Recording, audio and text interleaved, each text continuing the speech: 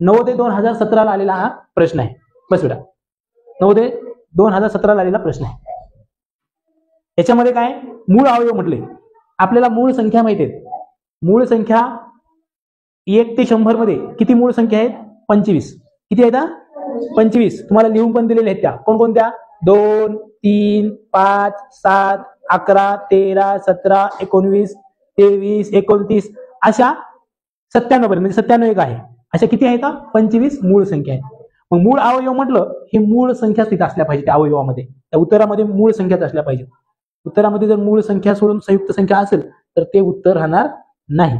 आता बघा 32 चे मूळ अवयव आपल्याला पाहिजे. पहिल्यांदा 32 चे आपण साधारण म्हणजे सगळेच अवयव काढूया. बघा 32 चे सगळे अवयव, 32 चे सर्व अवयव.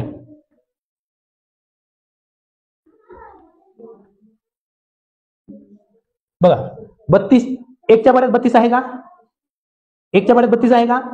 एकच्या पाड्यामध्ये सर्व संख्या येतात. म्हणजे एकच्या पाड्यामध्ये 32 आहे. म्हणजे 32चं कोण बोलते? एक आहे. एकच्या पाड्यामध्ये 32 आहे. आहे. दोनच्या पाड्यामध्ये 32 आहे. आहे ना? कारण एकक स्थानी 2, 0, 4, 6, 8 ही संख्या जर असतील तर त्या पूर्ण संख्येला 4च्या पाड्यात आहे का? 4 8 32 म्हणजे 4 1. 5च्या पाड्यात आहे का? नाही. 6च्या पाड्यात आहे का? नाही. 7च्या नाही. 8च्या आहे का? आहे. त्यानंतर 9च्या आहे का? नाही. 10च्या नाही. 11 नाही. 12 नाही. 13 नाही. 14 नाही. 15 नाही. डायरेक्ट 16. 16च्या पाड्यामध्ये 32 आहे. आणि डायरेक्ट 16 2 32 म्हणजे 32. हे झाले 32 चे सर्व अवयव. परंतु 32 चे हे सगळे अवयव झाले. किती आहेत बघा बरं 32 चे अवयव? 1 2 3 4 5 6. हे 6 32 चे अवयव आहेत. आता मूळ अवयव म्हटलं तर काय करायचं बघा. बघा मी करून दाखवतो तुम्हाला. 32 चे मूळ अवयव. मूळ अवयव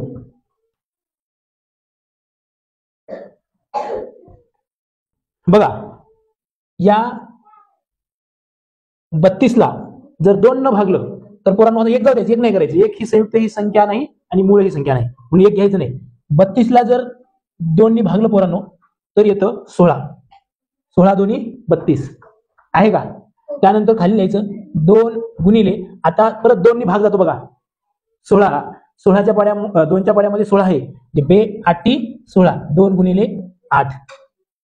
परत आता हा 8 2च्या पाड्यात आहे की नाही? मग परत लिहायचं हे 2 गुणिले हे 2 आधी अशी जास्त लिहून घ्यायचे. परत आपण 2 न भागणार आहोत परत 2 लिहायचा आणि बे चौक 8 इथे 4 लिहायचं. कळतंय का? हे बघा आता परत हे 3 2 तसेच लिहून घ्यायचे. 2 गुणिले 2 गुणिले 2 गुणिले, आता परत 2 ने भागायचे म्हणून 2 लिहायचं. बे 2 4. पोरांनो हे जे आहेत ना एवढे किती 2 आहेत? 1 2 3 4 5 हे सगळे झाले 32 चे मूळ अवयव.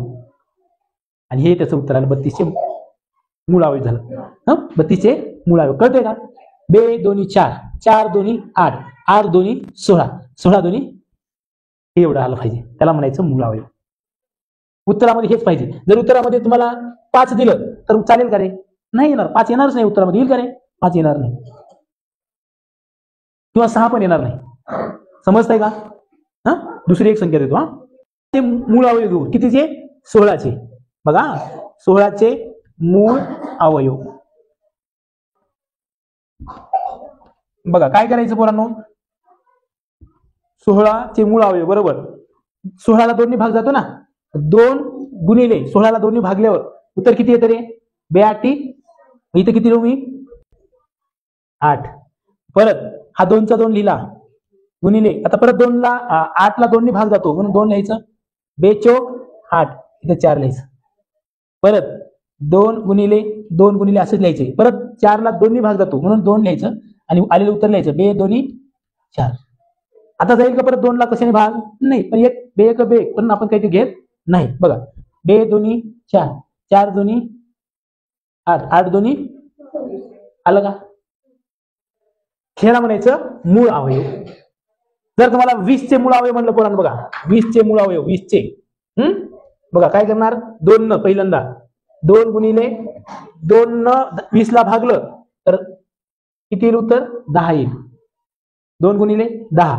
त्याच्यानंतर परत बघा 2 गुणिले परत 2 ने भाग जातो का? म्हणून 2 लिहायचं आणि मग भागा करायचं. 2 5 10. आता मला सांगा 5 ला जातो का भाग कशाने? नाही जात. ही मूळ संख्या आहे, जातो का भाग? नाही जात. आणि मग आता करून बघा 5 दोन्ही 10, 10 दोन्ही किती किती 20. आलं का बरोबर? 20 आलं का? याला म्हणायचं मूळ अवयव. राहील का लक्षात? चला आता तुम्ही करून दाखवा बरं मला. 10 तुम्ही आता मला फक्त 30 चे करून दाखवा. 30 चे मूळ अवयव.